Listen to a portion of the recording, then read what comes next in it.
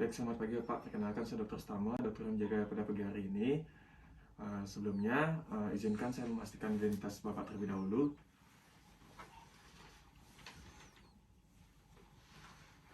Baik Pak, apakah benar Pak dengan Bapak Komang? Iya. Untuk usianya 25 tahun. Iya. Oke. Jadi datang ke sini ingin memeriksakan kepala dan juga leher Pak. Iya. Oke, baik. Jadi nanti pada saat pemeriksaan saya izin untuk menanyakan akan ada rasa tidak nyaman antara Bapak dan juga saya. Apakah Bapak bersedia? Iya. Baik, jika sudah bersedia Bapak silakan ke bed pemeriksaan dan juga saya akan melakukan cuci tangan prosedural terlebih dahulu. Iya. Izin untuk memulai pemeriksaan Pak. Di sini saya akan menilai yang pertama itu dari pemeriksaan kepala, di mana pada saat pemeriksaan kepala kita bisa melakukan inspeksi dan juga palpasi, di mana pada inspeksi kita bisa menilai baik itu dari bentuk, ukuran, apakah terdapat ada benjolan, lekukan, dan juga palpasi itu menilai dari nyeri tekan. Baik Pak, izin. Apakah ada nyeri Pak? Tidak. Tidak ada? Tidak. Nyeri Pak? Tidak. Baik, setelah dari pemeriksaan kepala, kita bisa melanjutkan yaitu pada pemeriksaan rambut. Di mana pada pemeriksaan rambut, kita bisa melakukan inspeksi yaitu baik dari warna, penyebaran rambut, dan juga apakah mudah dicabut. Izin Pak, nggih. Ya. Baik, setelah dari pemeriksaan rambut, kita bisa melanjutkan ke pemeriksaan mata. Di mana pasien kita bisa minta untuk melihat ke atas dan juga menarik kedua kelopak mata bawah dengan kedua ibu jari. Selanjutnya juga kita bisa menginspeksi baik itu nodul, pembengkakan, warna sklera, konjungtiva palpebra, serta pola vaskularisasi di sklera. Dia Pak bisa melihat ke atas Pak. Izin Pak. Baik, untuk selanjutnya juga kita bisa menginspeksi sklera dan juga konjungtiva bulbar dengan cara menarik kedua kelopak mata bawah dengan ibu jari dan alis dengan jari telunjuk. Yuk, Bapak bisa melihat ke bawah Pak ya. Diizin Pak. Kepala bisa tegak Pak. Pak bisa melihat ke atas. Baik. Selanjutnya, setelah dari pemeriksaan mata, kita bisa melanjutkan pemeriksaan wajah, di mana pada saat pemeriksaan wajah, kita bisa menilai baik dari ekspresi, bentuk, kesimetrisan wajah, apakah juga adanya gerakan volunter, dan juga apakah terdapat adanya benjolan. Baik, selanjutnya kita bisa melanjutkan ke pemeriksaan dari kulit wajah, di mana kita bisa menilai bagaimana dari warna dan juga apakah terdapat ada kelainan pada kulit wajah atau tidak. Baik, selanjutnya, setelah dari itu kita melanjutkan ke pemeriksaan telinga, di mana izin Bapak di sini saya akan menilai baik itu dari daun telinga, kemudian liang telinga, dan juga membran timpani serta tulang mastoid. Jadi izin Pak.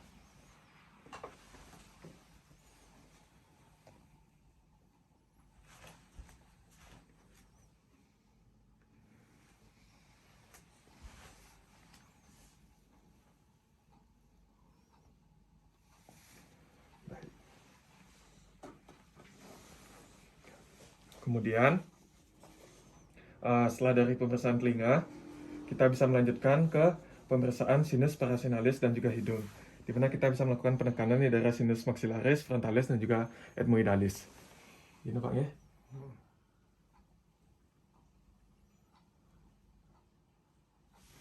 Baik. Selanjutnya kita bisa melakukan pemeriksaan bibir dan juga mulut, di mana pada bibir kita bisa menilai baik itu dari warna bibir, benjolan, atau juga adanya ulkus. Setelah itu kita bisa juga menilai pada mulut, yaitu meminta pasien untuk membuka mulut dan juga menyulurkan lidah, di mana kita bisa melakukan pemeriksaan pada warna mukosa, ulkus, papil, dan juga gerakan lidah.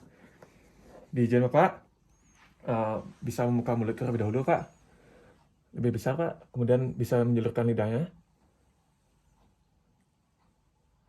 Baik. Setelah dari itu yang terakhir itu pemeriksaan gigi, di mana pada pemeriksaan gigi kita bisa memperhatikan jumlah dari gigi, kemudian kelainan gigi dan juga warna gusi dengan menggunakan pemlet. Diizin Pak, mungkin bisa membuka mulutnya kembali.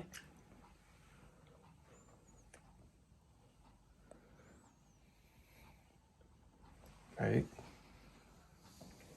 Baik, untuk pemeriksaan kepala telah selesai saya lakukan. Saya akan melanjutkan ke pemeriksaan dari leher, Pak. Baik, Bapak, izin untuk melakukan pemeriksaan lanjutan, yaitu pada pemeriksaan leher. Di mana untuk pemeriksaan leher, di sini saya akan memeriksakan yang pertama yaitu JVP, Bapak ya, vena jugular vein. Di mana nantinya Bapak dipersilakan untuk tidur terlebih dahulu. Baik, Bapak bisa tidur terlentang. Kemudian izin Bapak mungkin bisa membuka bajunya. Baik, setelah itu setelah dari kita memposisikan pasien kurang lebih pada posisi 30 hingga 45 derajat, di mana setelah pasien berbaring pada posisi 30 sampai 45 derajat, di mana yang pertama kita bisa minta pasien untuk menoleh ke arah kiri, di mana setelah pasien menoleh ke arah kiri, di sini kita mulai melakukan inspeksi pada vena-vena dari jugularis, di mana Bapak bisa tetap menoleh ke kiri. Apabila pada saat kita melakukan inspeksi apakah terdapat ada pulsasi atau tidak, kemudian juga apabila tidak terlihat, kita bisa menggunakan bantuan dari senter untuk menilai dari vena dari jugularis. Setelah kita menilai dari vena jugularis, apabila terlihat, kita bisa melanjutkan untuk melakukan penekanan pada vena yang sudah terlihat. Jadi, kalau bisa menoleh ke samping, kita bisa meletakkan satu tangan pertama, yaitu di atas dari klavikula pasien pada vena jugularis. Kemudian selanjutnya kita bisa meletakkan satu jari lainnya, yaitu di sebelah atas dekat dengan mandibula dengan jari yang lainnya. Kemudian apabila terasa pulsasi dari vena, kita bisa melepaskan satu jari pada jari yang berada di atas dari klavikula. Selanjutnya kita bisa mulai untuk mengukur dengan membuat bidang datar melalui angulus dari Fudovici sejajar dengan lantai, di mana saya sudah menyiapkan dua penggaris. Kemudian untuk dari angulus Ludovici tersebut, yaitu kurang lebih berada di sekitar sini.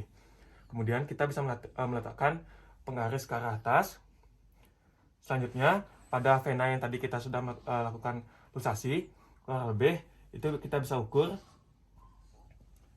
di mana pada pasien yaitu didapatkan yaitu 4+5, di mana didapatkan pada JVP yaitu normal.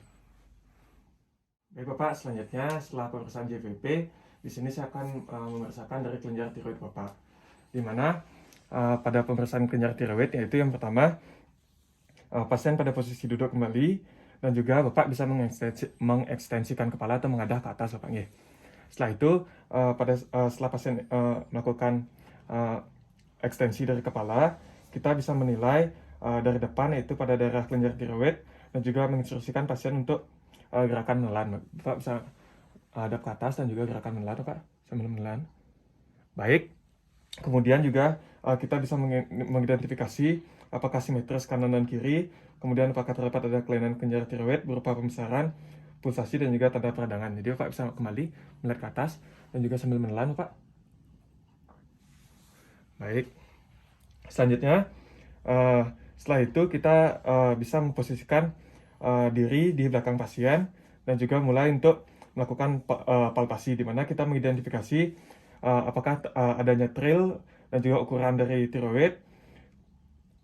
Kemudian kita juga bisa menilai dari konsistensi, jumlah nodul, simetris kanan kiri, kontur permukaan, pulsasi, dan juga apakah terdapat ada nyeri atau tidak. Dia Pak bisa ada ke sana Pak, mungkin bisa ada ke sana. Kemudian Bapak bisa hadap ke atas, ekstensi, kemudian sambil menelan Pak ya. Kemudian kita mulai melakukan palpasi pada kelenjar-kelenjar tiroid, apakah terdapat adanya pembesaran atau tidak, dan juga ada nyeri. Apakah ada nyeri Pak? Bisa menelan kembali Pak.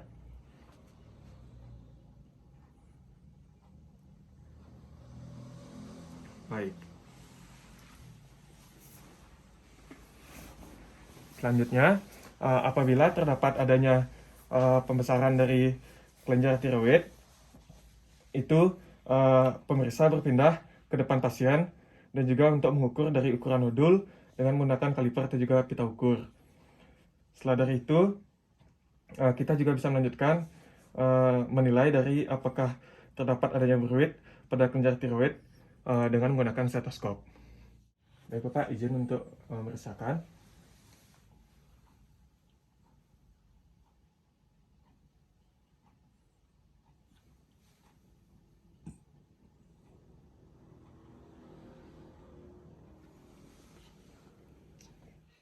Baik, kita akan melanjutkan Pak pada pemeriksaan kelenjar getah bening, di mana kita pertama-tama kita bisa minta pasien untuk pada posisi duduk, kemudian pada pemeriksaan kelenjar getah bening, yaitu di mana kita akan berdiri pada pemeriksa dan melakukan inspeksi apakah ada atau tidaknya pembesaran kelenjar getah bening yang tampak. Kemudian pada saat palpasi nanti kita bisa menilai pada daerah preaurikular, postaurikular, occipital, tonsilar, submandibular, segmental, cervical superficialis, cervical posterior. Izin Pak untuk melakukan pemeriksaan. Kita bisa berada di depan atau di belakang dari pasien. Kemudian kita mulai bisa melakukan palpasi. Kita bisa menilai apakah terdapat ada kelenjaran pembesaran dari kelenjar getah bening.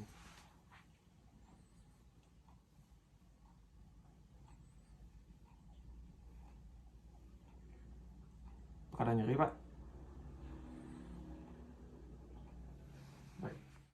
Baik, di sini saya akan melanjutkan pada pemeriksaan arteri karotis, Bapak.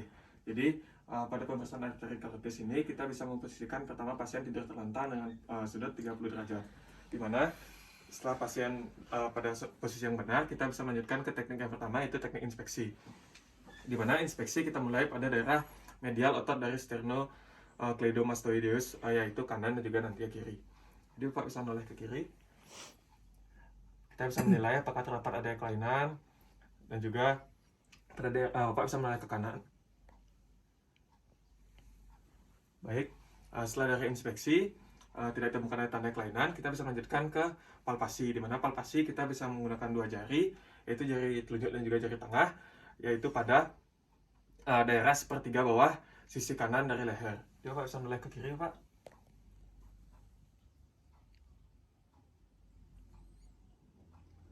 Baik, bisa menoleh ke kanan, Pak.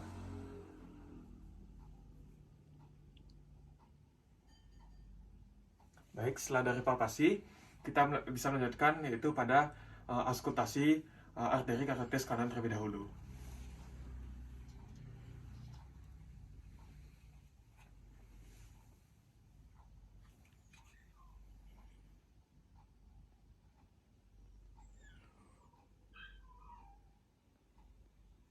Pak bisa menoleh ke kiri, Pak. Ke kanan, mohon maaf.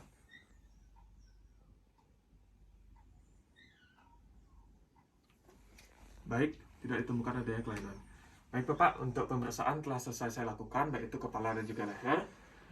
Izin, karena pemeriksaan telah selesai saya lakukan, Bapak dipersilakan untuk kembali ke meja pemeriksaan, dan juga saya akan melakukan sitangan prosedural terlebih dahulu. Baik Bapak, untuk pemeriksaan baik itu dari kepala dan juga leher, itu telah selesai saya lakukan, di mana tidak ditemukan adanya tanda-tanda dari kelainan. Dan juga apakah ada yang ingin Bapak tanyakan lagi? Baik, jika sudah tidak ada, terima kasih Bapak.